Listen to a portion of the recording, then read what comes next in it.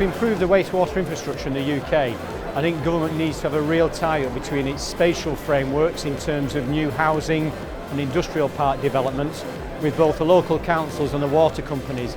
Otherwise, I think we're going to stretch national infrastructure beyond its limits. The key focus in delivering large projects on time and in cost is the fact that we need to do early collaborative engagement.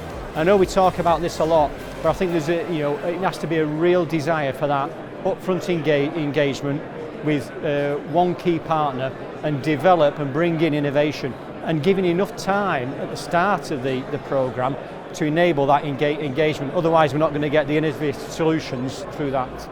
I think there's numerous innovations in wastewater coming through over the next decade.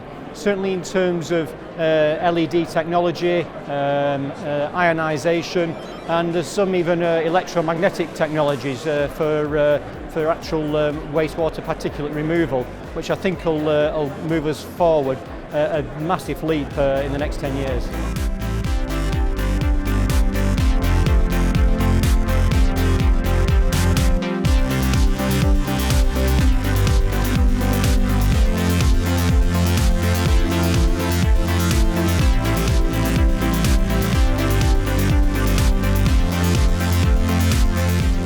Wastewater treatment is still with a lot of potential because there's now a shift to circular economy. So waste streams are not considered as waste anymore, but as resources. And especially in wastewater there are a lot of resources, like of course a lot of water, which can be reused, but also the biosolids can be separated in cellulose, for example, but also phosphorus, which is a limited resource. And it only needs to be separated, of course, from the real waste, like microplastics or antibiotic resistance. In the Netherlands, actually, we have quite strict limits on the reuse of sludge in agricultural applications.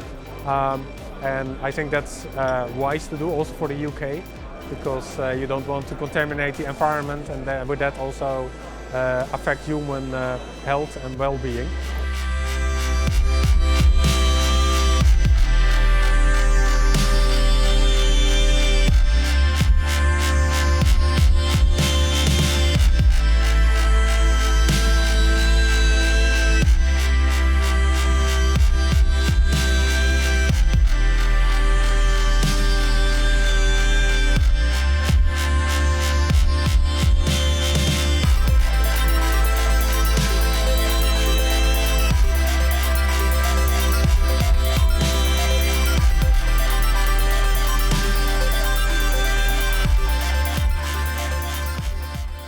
So the WWT conference is valuable for the industry because it brings together people from the water companies, supply chain, regulators, and it talks about issues that are relevant to the sector. So this year in particular, the discussions around networks, and we all know leakage is a big issue going into the next PR19 process, the next AMP period. We know bioresources is a big issue, there's a whole stream on that.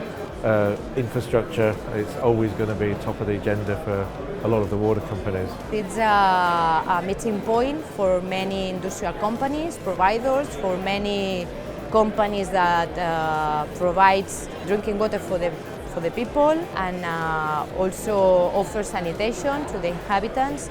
And there's is a meeting point to put in contact the exploitator, the operator of the infrastructure with the deliverer of infrastructure system technologies.